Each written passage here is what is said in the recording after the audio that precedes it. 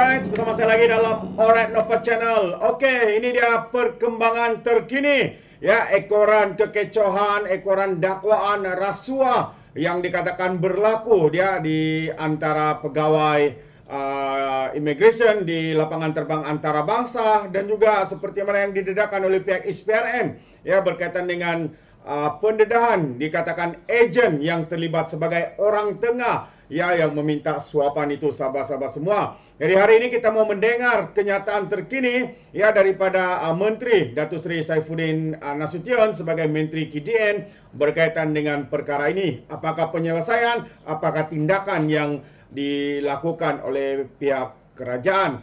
Jadi ini dia sahabat semua. Tapi sebelum itu jangan lupa untuk terus support Alright Nova Channel dengan cara tekan butang subscribe, like dan share. Sembari kita ikuti berita terkini. Insiden di KLIA, lapangan terbang antarabangsa, kerajaan akan buat beberapa perubahan di pintu masuk. Itu antara kenyataan daripada Menteri KDN Datuk Seri Saifuddin Nasution, sahabat-sahabat semua. Jadi susulan kekecohan di lapangan terbang antarabangsa Kuala Lumpur baru-baru ini yang menyaksikan seorang Menteri Kabinet mendakwa pegawai immigration terbabit rasuah. Jadi kabinet awal hari ini bersetuju untuk memperkenalkan beberapa perubahan di pintu masuk negara, kata Menteri Dalam Negeri iaitu Saifuddin Nasution Ismail, yang juga memaklumkan ya keputusan sama ada pengembara yang masuk perlu dinafikan, yang perlu dinafikan kemasukan kini akan dibuat oleh pegawai kanan Jabatan Immigration grade 41 dan ke atas.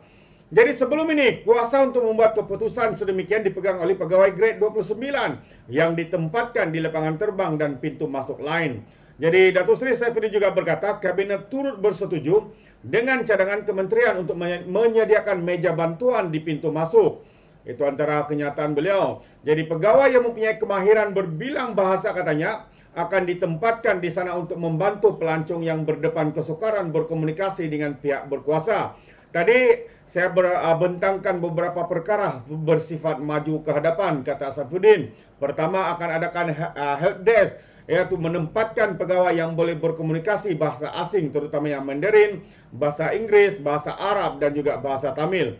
Ini adalah untuk memberikan penambahbaikan kepada travelers bila sampai di kaunter dan dia ada kesulitan untuk memahami ataupun berkomunikasi katanya.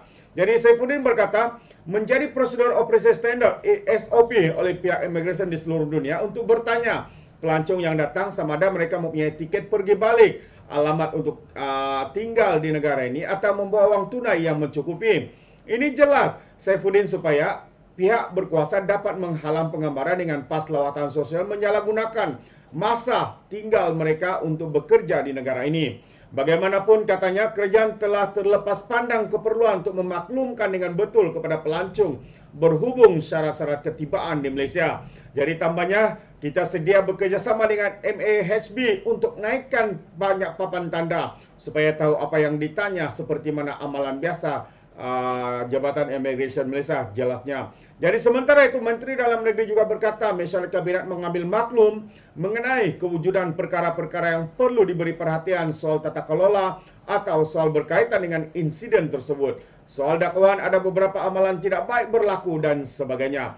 Itu membawa maksud Kementerian Dalam Negeri sedia bekerjasama katanya dengan pihak ISPRM untuk meneruskan siasatan. ISPRM sudah pun memulakannya. Pagi tadi saya pun sudah bercakap dengan Ketua Pesuruhjaya ISPRM Tan Sri Azam Baki dan nyatakan KDN sedia beri kerjasama penuh, kata Datuk Seri Saifuddin Nasution.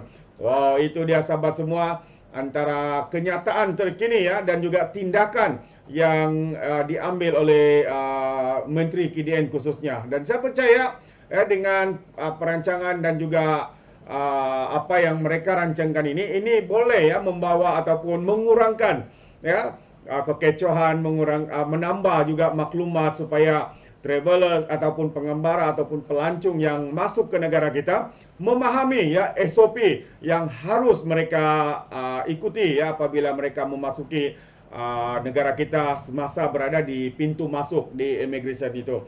Jadi terbaik kepada usaha yang dilakukan oleh Datuk Seri Saifuddin Nasution ya selepas beliau berbincang dengan kabinet dan beliau memberikan ya beberapa cadangan untuk menambah baik perkhidmatan ya dan saya percaya ini adalah tindakan yang bernas dan satu tindakan yang terbaik ya daripada Datuk Seri Saifuddin sebagai Menteri KDN. Walaupun lebay-lebay di luar sana, geng-geng penyokong pembangkang ini mempersoalkan, katanya kenapa Menteri KDN begitu lambat, kenapa Menteri KDN tidak membuat tangkapan, menyiasat katanya. Sahabat-sahabat semua, walau lebay-lebay, tanggungjawab Menteri KDN bukanlah semata-mata untuk menangkap, untuk menahan dan sebagainya.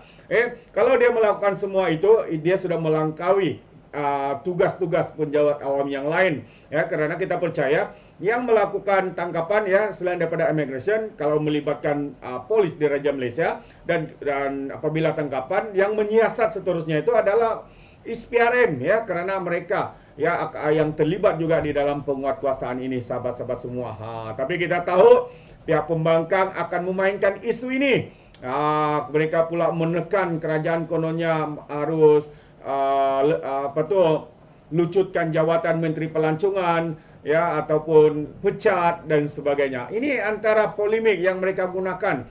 Isu-isu seperti ini pun dimainkan, dipolitikkan. Hanya apa? Kenapa? Karena kita tahu ya PRN semakin dekat. Mereka yang kini begitu ketandusan idea, ketandusan isu yang mau dimainkan, mereka memainkan isu seperti ini. Selain daripada agama, selain daripada bangsa, selain daripada menunggang agama, katanya siapa yang mau menumbangkan PAS itu musuh Allah, dan banyak lagi sahabat-sahabat semua. Ya, kenyataan-kenyataan yang berbau hasutan, yang berbau kebencian kepada kerajaan hari ini. Jadi kita tahu ini adalah modus operandi pihak pembangkang hari ini, sahabat-sahabat semua. Kerana apa?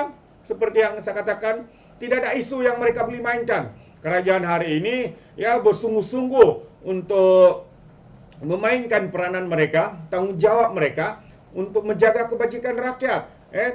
Tapi apa yang Pak Pembangkang buat hari ini, cari isu kecil, besarkan isu itu, hasut kebencian, membuat hasutan dan membuat fitnah. Itu antara yang mereka lakukan, sahabat-sahabat semua. Ini pandangan saya. Bagaimana pula dengan Anda sahabat di luar sana? Ya, Anda boleh berikan komen dan juga pandangan Anda dalam ruangan komen.